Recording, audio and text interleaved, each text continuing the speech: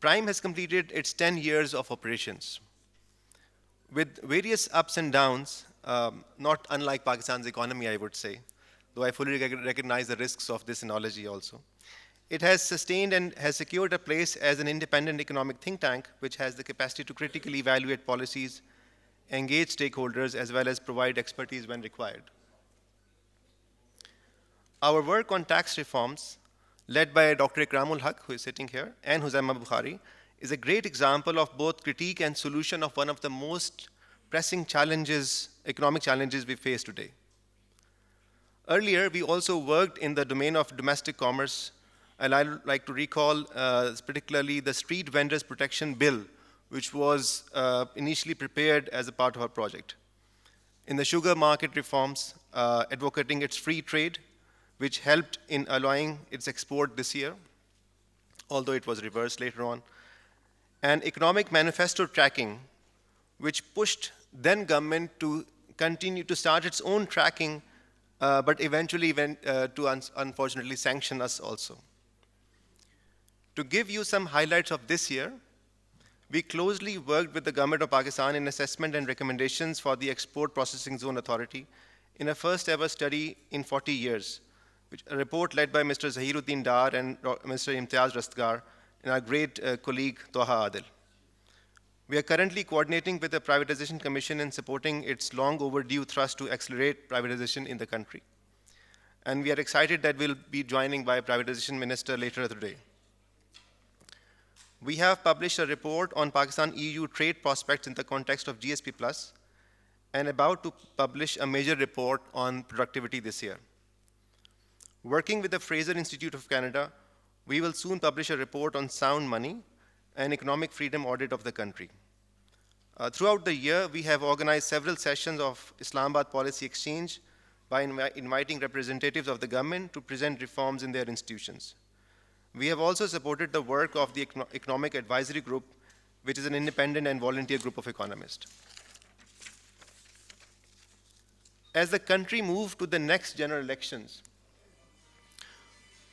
we have published a Charter of Economy, which is neither the first nor the only such document. It is our duty as economists and think tanks to reach out to members of political parties and other institutions and encourage them to adopt these ideas. As economics cannot be isolated from politics, our think tank politics will evolve around these ideas. As another example of our own politics and advocacy, we have activated Taxpayers Alliance Pakistan this year. It is a pressure group of professionals, business owners, and individuals to demand low taxes, government transparency, and end in the undue and wasteful government expenditures. It is a volunteer effort to represent the interests of taxpayers, and our friends Anas Farhan and Usman Azmat are spending a lot of energies to take it to the next level. I invite your attention to visit their desk in this forum and sign up. They will ask if you are an active taxpayer in Pakistan. Don't be afraid to admit.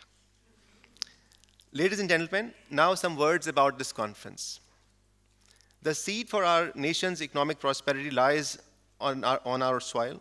However, systematic obstruction in their growth and a heavy footprint of the state in each business sector hampers opportunities for wealth creation. In our third Pakistan Prosperity Forum, we will discuss underlying economic as well as governance issues which obstruct rather than facilitate creation of prosperity. Specifically, the objectives of third Pakistan Prosperity Forum are to present a diagnosis of economic challenges faced by Pakistan with a focus on public debt crisis, underpinned by unrestrained public spending. Also, to disseminate clear, specific, and practical policy messages for economic reforms, structural reforms, and institutional reforms. And our speakers will unpack these very complex words for you. To bring together stakeholders from the community of economists, policymakers, entrepreneurs, international institutions, think tanks, and politicians, and to build a consensus on an agenda for sustained economic growth and better governance. The session and the forum will start with a keynote address by Mr. Shahid Kardar on the macroeconomic situation, focusing on the public debt crisis and prospects of debt relief. This will be followed by a presentation by Mr. Rizwan Raoji on Prime's Charter of Economy, which will present salient features of our proposals followed by interactive sessions. In the second session, the discussion will move to micro and institutional level, and our experts will present views on both structural and institutional reforms. First, it will be addressed by Mr. Fawad Hassan Fawad, Minister for Privatization, on public sector reforms and privatization. It will be followed by Dr. Nadia Tahir, an economist. Institutional reforms will focus on downsizing and reorganization of the federal government while presenting these case studies on radical restructuring of specific institutions. I'd like to also mention here at this point, recognizing the role of PIDE and presence of Dr. Nadimul Haq, under whose leadership PIDE has done an excellent job on these regulations. In the final session, the forum will feature two leading entrepreneurs, Wahad Siraj and Zehra Shalwani, who will share their perspectives on economic prosperity while focusing on their sectors at these case studies. This time we thought that we should not just invite economists and policymakers, but also the entrepreneurs to speak, and not just an audience, on the economic policies. I'd like to end my remarks at a sobering reminder, since we're talking about the debt here in the start. When Prime organized its third National Debt Conference in 2016, the speakers, including Dr. Ishfaq Hassan Khan, along with the co-author Dr. Hafiz Pasha, made some alarming projections. Presenting in 2016, they projected that Pakistan's external debt would swell to $110 billion. It was $73 billion at that point in time. And now it is $131 billion, although the figures are being revised, in 2020. And the country would be spending about 40% of its revenue on debt servicing, and it would go for another IMF program in 2018-19. This was back in 2016 in our debt conference. The proceedings were published and shared with the government.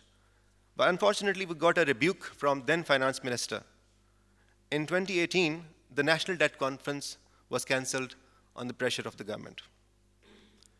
We hope that by revival of the debate on the public debt, we can create the right momentum for the political parties and establishment to focus on the most needed changes we need to make in the federal government. In this manner, this conference is not the goal itself, maybe a starting point. We hope that you will enjoy and engage with the conversation that this forum will generate and take it forward. I thank you and wish you a day of learning, and also with a new resolve to play a role in creating a course of actions for a better future. And I also thank please join me in thanking the team members and the partners in making this forum happen.